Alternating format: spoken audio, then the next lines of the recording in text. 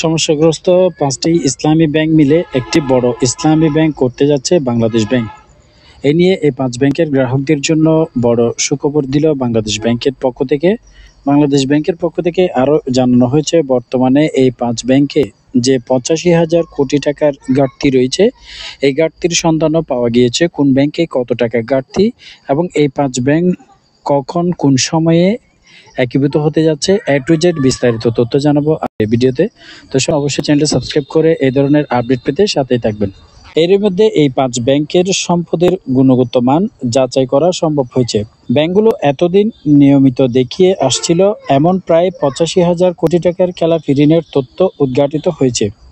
সব মিলিয়ে ৫টি ব্যাংকের মোট খেলাপি ঋণ দাঁড়িয়েছে প্রায় ১,৪৭,০০০ কোটি টাকা মোট ঋণের, যা প্রায় ৭৭%।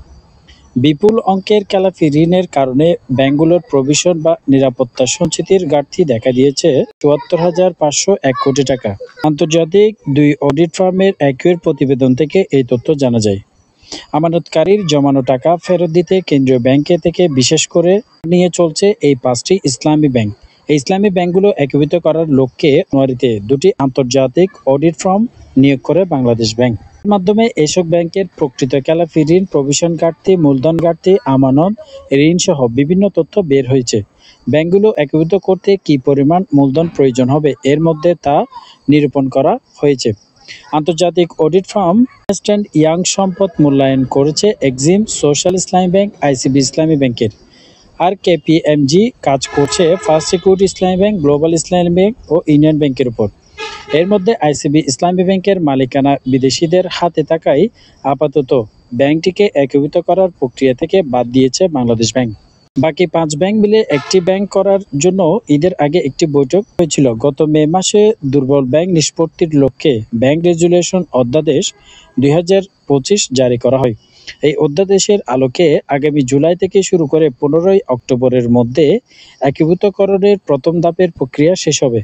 সময় নিবিড় পর্যবেক্ষণে রাখবেন কেন্দ্রীয় ব্যাংকের ৫টি টিম। আন্তর্জাতিক ২ অডিট ফার্ম এসব ব্যাংকের গত সেপ্টেম্বর ভিত্তিক সূচকের ভিত্তিতে প্রতিবেদন চূড়ান্ত করেছে। আর বাংলাদেশ ব্যাংকের পক্ষ থেকে ব্যাংকের মতো এসব ব্যাংকের ডিসেম্বর ভিত্তিক কুইক সামারি প্রতিবেদন চূড়ান্ত করা হয়েছে। ২ প্রতিবেদনের তথ্য প্রায় কাছাকাছি, তবে ব্যাংকগুলোর জমা দেওয়া প্রতিবেদনের সঙ্গে তার ফারাক রয়েছে। প্রতিটি ব্যাংকেরই মোট আমানতের তুলনায় ঋণ বেশি।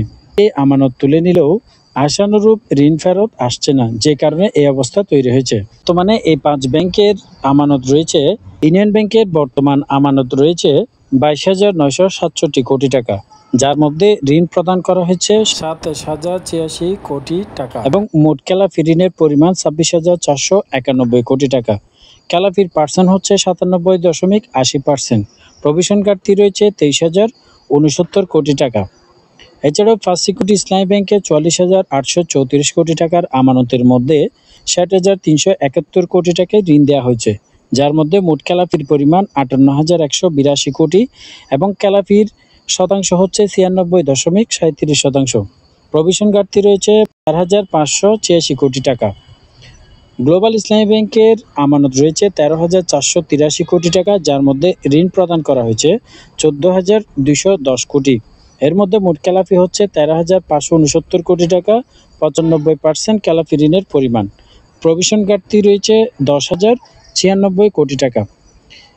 এসআইবিএল এ রয়েছে, অর্থাৎ সোশ্যাল ইসলামী ব্যাংকের ৩২,৮১১ কোটি টাকা আমানতের মধ্যে ঋণ প্রদান করা হয়েছে ৩৭,৮৪২ কোটি টাকা, যার মধ্যে খেলাপি ঋণ দাঁড়িয়েছে ২৩,৫৭৫ কোটি, ৬২.৩০% পর্যন্ত খেলাপি ঋণ হয়েছে। প্রভিশন ঘাটতি রয়েছে ২১,৬৫১ কোটি টাকা। এছাড়াও এক্সিম ব্যাংকে ৪৪,৫১১ কোটি টাকা আমানতের মধ্যে ঋণ প্রদান করা হয়েছে ৫২,০৭৬ কোটি টাকা, যার মধ্যে খেলাপি ঋণ দাঁড়িয়েছে ২৫,১০১ কোটি, ৪৮.২০% হচ্ছে খেলাপি এবং মোট প্রভিশন ঘাটতি দাঁড়িয়েছে ১৫,১১৭ কোটি টাকা। এছাড়াও বর্তমানে এই ৫ ব্যাংকের সর্বমোট আমানত দাঁড়িয়েছে ১,৫৮,৬০৬ কোটি, যার মধ্যে ঋণ প্রদান করেছে ১,৯১,৫৮৫ কোটি, অর্থাৎ যে পরিমাণ আমানত রয়েছে তার থেকেও বেশি পরিমাণে ঋণ প্রদান করেছে এই ব্যাংকগুলো, যার জন্য মোট খেলাপির পরিমাণ দাঁড়িয়েছে ১,৪৬,০০০ 918 কোটি টাকা। মোট খেলাপি ঋণের যদি শতাংশ হিসাব করা হয় ৭৬.৬৯% খেলাপি হয়ে দাঁড়িয়েছে এবং প্রভিশন ঘাটতি ৭৪,৫০১ কোটি টাকা। সুতরাং বোঝা যাচ্ছে আমানতের তুলনায় এই প্রভিশন ঘাটতি এবং আমানতের তুলনায় ঋণ প্রদান করা হয়েছে বেশি, যার কারণে এই ব্যাংকগুলোতে বর্তমানে ক্যাশ টাকার সংকট বিভিন্ন সমস্যায় জর্জরিত।